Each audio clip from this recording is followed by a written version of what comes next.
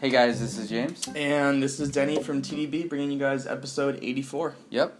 And so today we had a tea sent to us by one of our viewers, redpandaflying, which is an awesome name, by the way. And the tea is 2005 Wild Tree Ye Sheng Cha Raw Pu'erh tea from Dehong. So Dehong is the region.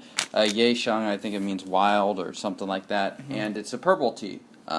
So he saw our episode on the Iwu purple teas, and we had talked a little bit about like the potential of aging and how we weren't sure. And so he sent us in the sample. Cool. Yeah. Well, we've actually tasted quite a few purples on the show, strangely enough. And it'll be exciting to try this. I've given it a nice little whiff, and it smells fantastic. Nice and smoky. And it's interesting because I've had a lot of the wild pig purple varietal to be smoky in itself, but this is a raw pu'erh, so it might be the raw pu'erh, it might be the varietal.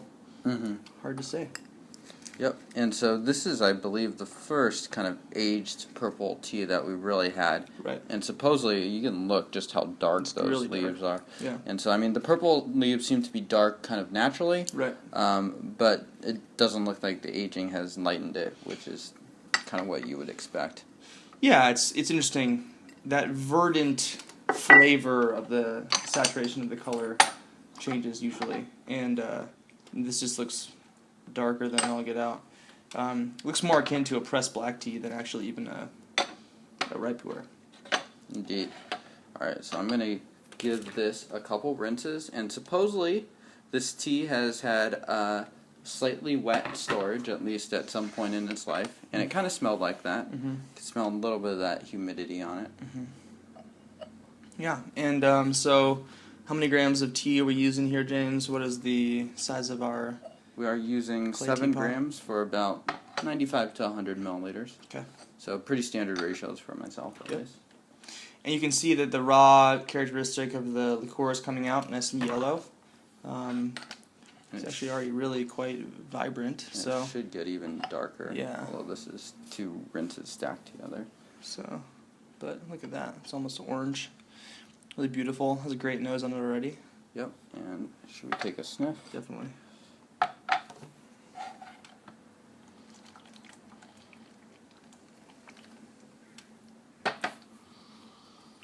It smells really sweet, actually. Definitely has that petroleum, smoky, raw pu'erh flavor going on, so it's definitely in the category. But actually, I get a little bit of some sort of sweet notes in there, frankly, which is kind of, I'm excited.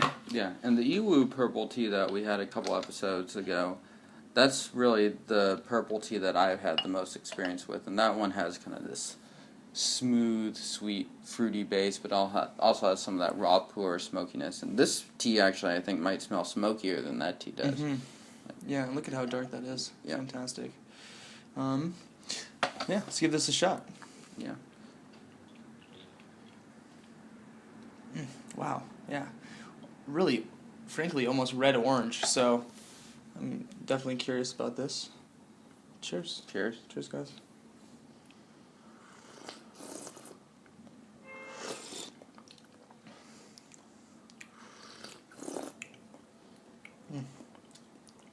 Nice and bitter. Still pretty thin, actually, for a few rinses.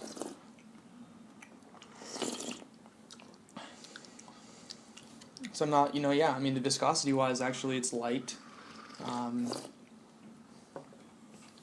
It's not overly sweet. Little vegetal. Yeah. A little mineral-y. Not too smoky. Yeah. It's kind of flat, actually. Just a little bit.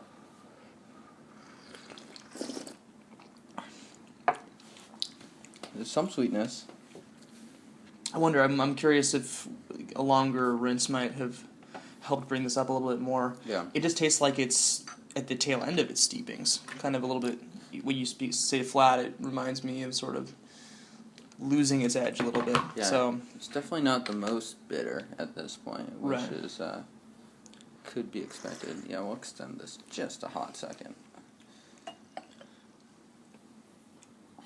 But yeah, I think I agree. At this point, it's a little bit short, but that's fine. I think teas like this, look at how dark it is, my goodness.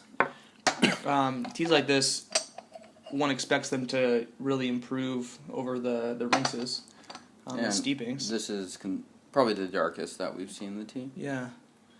So let's give it a shot and see how it goes. Really interesting. Yeah, I wonder why. So this is 2005, so it's 9 years old. Yep. Almost 10.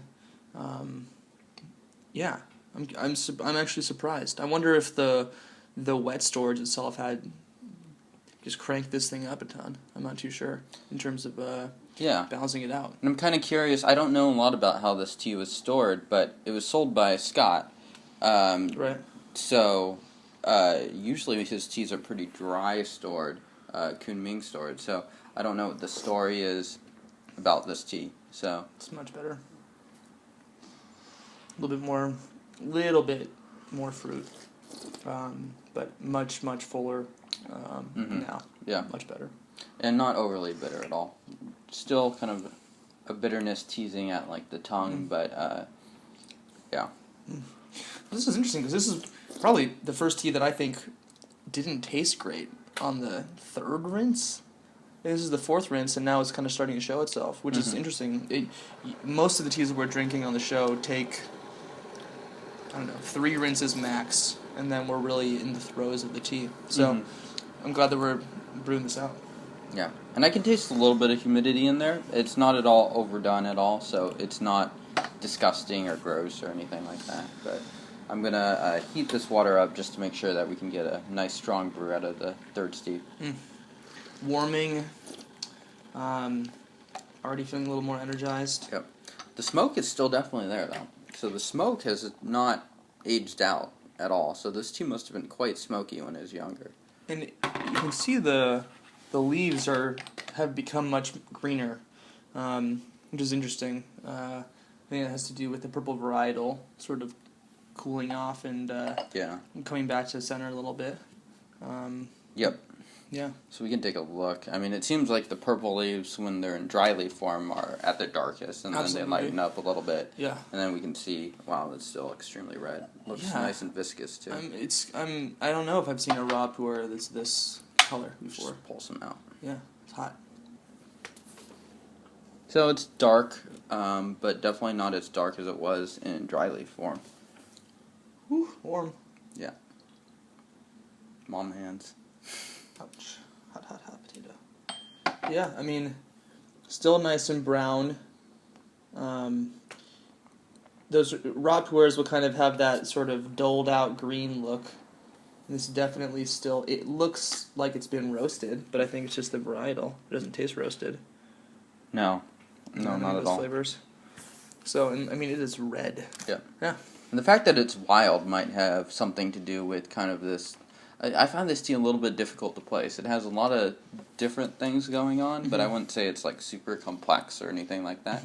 And I don't know. I think the wildness might just kind of introduce a fair amount of like variability as far as like the trees are going to be different, or the tea leaves are going to be different depending on where you happen to get them from.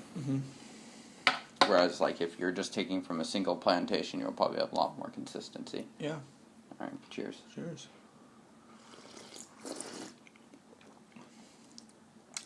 I think this brew is the smoothest of all three.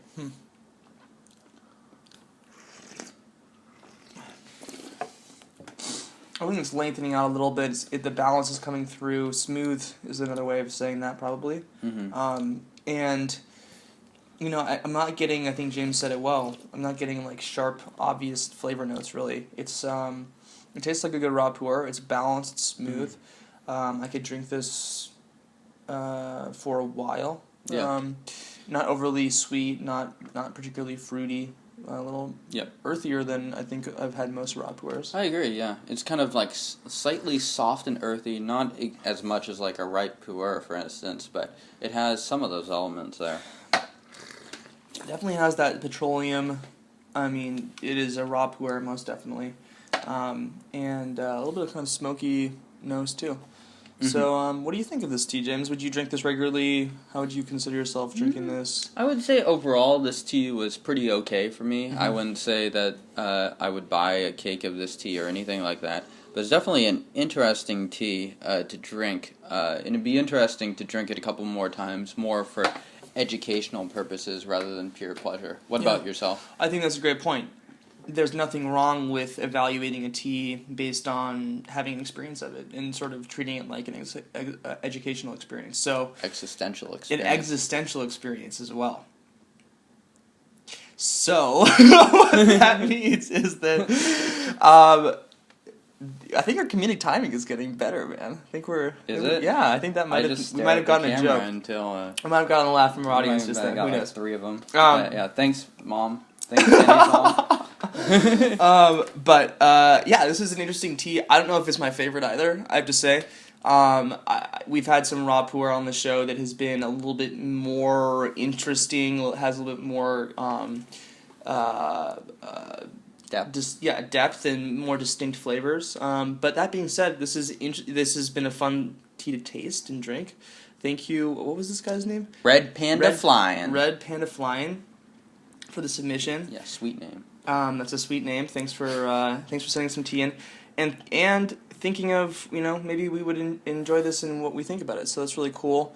And if folks wanted to see the other episodes we've done on purple teas or learn more about raw pu'erh, James, what would you suggest they do? So they should check out our channel, hit that subscribe button. We've reviewed a lot of purple teas, especially recently, some white teas, some other pu'erhs. And they should also come visit us at TeaDB.org. We're releasing lots of article content as well on that site about pu'erh and oolongs and stuff like that. So thanks for watching, guys, and please check us out. Cheers.